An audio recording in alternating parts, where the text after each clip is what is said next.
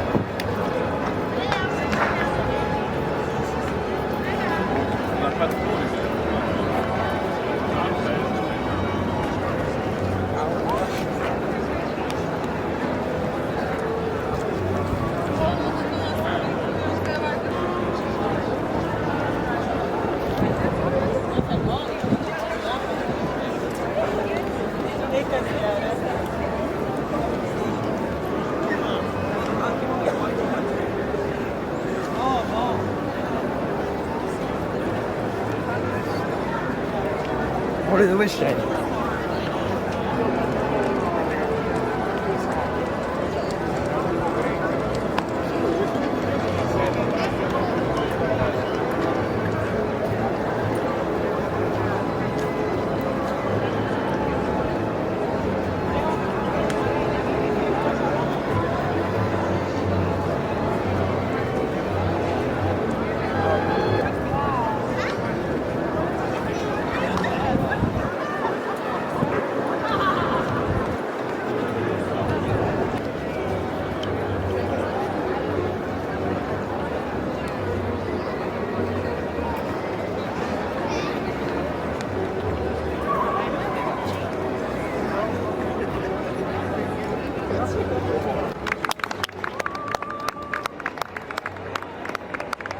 He asked me what is so special about this, and I was like, I just love it. I came here just for this. Really awesome.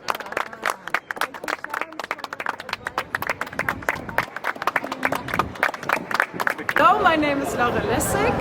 I did a work called Drained, and today I performed Drain 4, which was at Piazza di San Marco in Venice. And I explored the relationship between subject and object. So I shifted the focus from the actual palace to a drain in front of the palace. Yeah, that's it.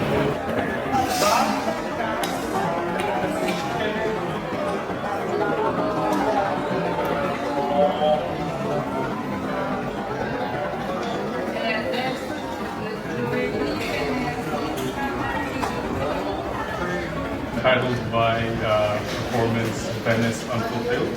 And the idea was that I was looking at tourism through the lens of photography, and especially a very typical touristic photograph, which is highly taken in these sort of very touristic spots we see all the time, like you see people queuing up to go to a certain bridge or to a certain point and get that shot. And so this sort of behavior was very kind of interesting to me from the very first moment, because it sort of creates this idea that the moment or the experience is actually the picture, not you actually physically being there. So the construction of this moment and how the subject reacted with the object in the background was an interesting relationship that I wanted to disrupt or sort of intervene in through a performance. And so my idea in the end was quite simple. I would sort of approach people in these very touristic spots. So in Venice particularly, I was taking a lot of photos in the Academia Bridge, but also But sometimes it's not even that far away. Yeah. It's just that people aren't used to walk. And so when they read like 20 minutes, oh my god, I cannot do it. And I'm just like, I do that if I want to go anywhere. Yes. So it's that kind of thing.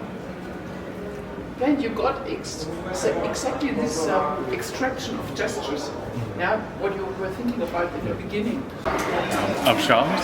So my project was looking at tourism through the lens of photography, especially the kind of photography that we see in very highly touristic spots where there is a certain relationship between the subject and the object.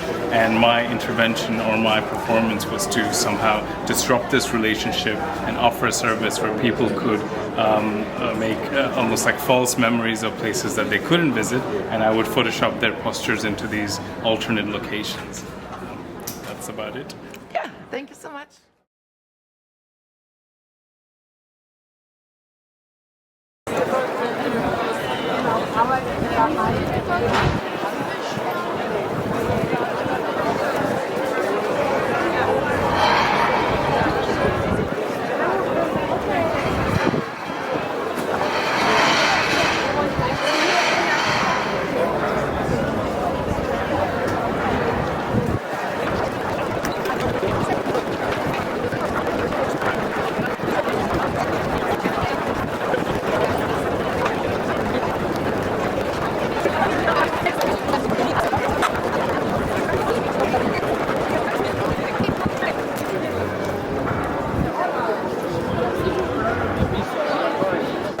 Hi, I'm Valentin.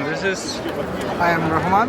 And our performance is a joint venture of the Research Center for Art Shows and Conscious Tourism. And we both envisioned a performance that would critique the hustle and the struggle to cover art shows in a limited amount of time, and more generally covering all the sides of a certain place and not really getting to experience the place in itself, which is static, which is not dynamic. And our approach was whether to examine whether a static place can only be really truly ever experienced through static behavior.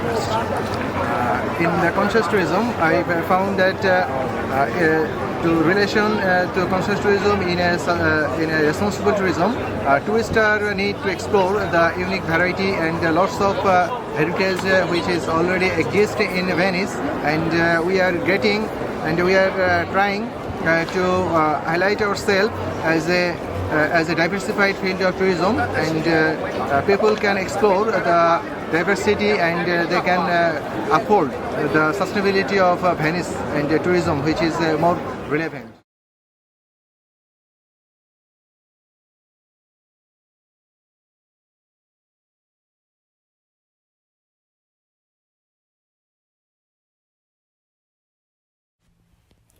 Buongiorno, hello, and welcome to an alternative guide to being a responsible tourist in Venice. Thank you for listening to this audio walk. Together, we will discover this magical city. So, let's get started. Firstly, I'd like you to find a spot from which you can observe your surroundings. Please make sure you're not standing in anyone's way. As you will have already noticed, the city is crowded. An incredible 30 million tourists visit these 8 square kilometers a year. And I wanted to go exactly against that by consciously speaking very slowly, which forces you to kind of calm down. And then it also, because you're calm, like I feel like you can take in information. And yeah, it wasn't supposed to be a lecture, but it's supposed to like open your eyes to the fact that the city faces many problems if you're not a responsible tourist. And so how I worked on it was that first when we arrived, like observing all the time what's going on, and just taking in what repeats itself. So for example, you can always find a lion. There's a lion there, there's a lion there, there's a lion on the flag. If you're not in a campo, you can usually find washing hanging somewhere. Behind the bridge. Always pigeons. There's usually flowers somewhere. So something that repeats itself. And that's why just now I said we could have also done it at the other campos. Because it doesn't actually matter where you are in Venice, you can always do it. There's always water somewhere, you'll always be close to a bridge, you'll always be close to an alley. So you can do it wherever, as long as you take the time to just be in the moment. That moment. And also, I think that's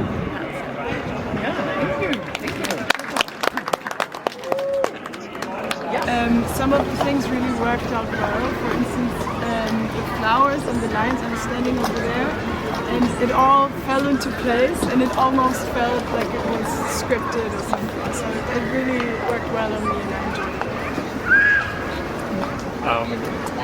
Amazing. Like the voice was so like such a easy welcome into the world, and like to me it felt like in the best way possible, like such a crazy betrayal moment, because like you ease yourself in and you get familiarized with very common properties, but then all of a sudden the plot twists, like things aren't where they are anymore, and like you start to sort of get a broader perspective. Like you start very local, but then it's like we have bigger problems, bigger fish to fry.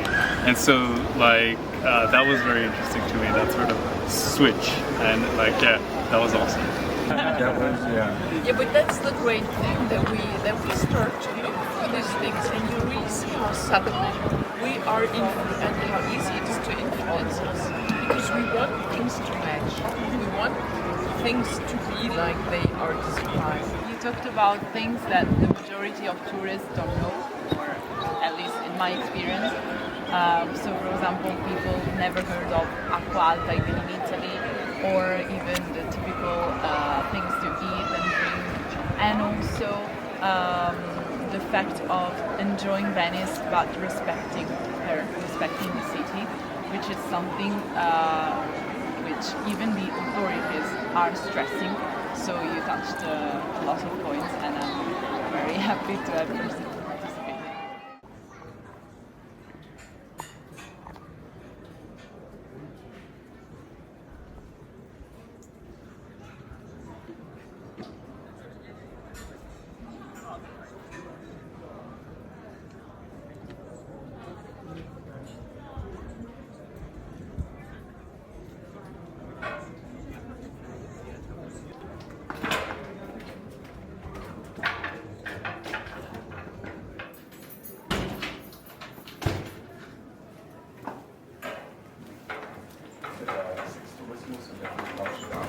Ciao. What's your name? Irvin. My name is Irvin. Thank you. Okay.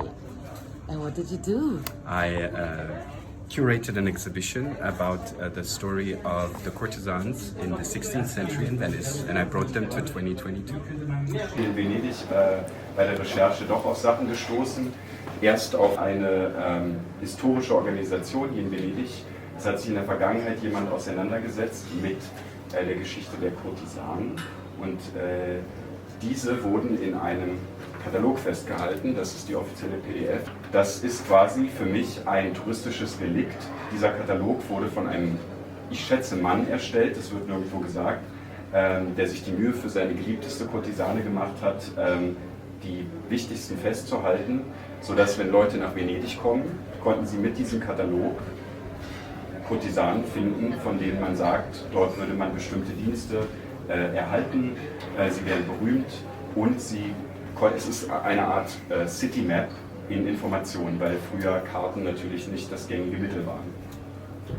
Die Inspiration ist dieser Katalog und für mich hat sich einfach die Frage gestellt, wo ist die Geschichte dieser Frauen, sind diese Orte alle markiert oder nicht, und dann bin ich auf die Ponte delle Tette gestoßen, also die Brücke der Brüste, als eigentlich einziges touristisches Merkmal, um der Geschichte der Kurtisanen Ehre zu zeigen, und es war mir ein bisschen zu wenig. Also habe ich die Orte aufgesucht, die in diesem Katalog aus 205 Kurtisanen oder 205 Kurtisanen verzeichnet sind, und habe mir 6 ausgesucht, die eine Vielfalt von Stimmungen, aber auch als Stadtraum eine Vielfalt von Orten repräsentieren. Es gibt Wasser, es gibt einfach mal eine Wand, die Dunkelheit und den Tag, und die Fotoserie ist unterteilt in Tag und Nacht und zeigt einen, ich würde sagen, einen Tag im Besuch der Kurtisanen aus dem 16. Jahrhundert. Die ist zurückgekommen nach vorgekommen nach 2022 und besucht die Orte repräsentativ für alle 205 Kurtisanen, die ihr bekannt waren durch Arbeit oder Aufenthalt. Ein Artefakt ist meins, das ist dieser lila Regenmantel, den ich sehr, sehr mag. Und ich habe eine Freundin, die in Drag und Ballroom unterwegs ist, kulturell, und habe sie angerufen und meinte, ich muss deinen Kleiderschrank plündern. Und, ach so, das Tuch ist von meiner Mutter. Also ich habe wirklich, das war im letzten... Des hommes qui aimaient les hommes, alors que Doge voulait que les hommes aimaient les femmes. Et placé sur la fenêtre les femmes avec... Ah, sì, perché i posti senza tette perché sono un Perfect. It's amazing, this exhibition in the Soto Portugal. I've lived here 10 years and no one's ever put anything in here. And literally, these buildings were brothels. And with the Ponte delle Tette here. So all the tourists come and hear these stupid stories about the courtesans without knowing anything. And they make jokes, and everyone's telling the guides all tell a different story. But these are amazing. To have the houses where they were, and who the girls were, who you paid, how much they cost. It's really fantastic. And this wall, where the exhibition is, used to be a public toilet with running water. You can see the water stains here. So the water would roll down, and this is where the men would relieve themselves after drinking and partying and seeing the prostitutes upstairs. So it's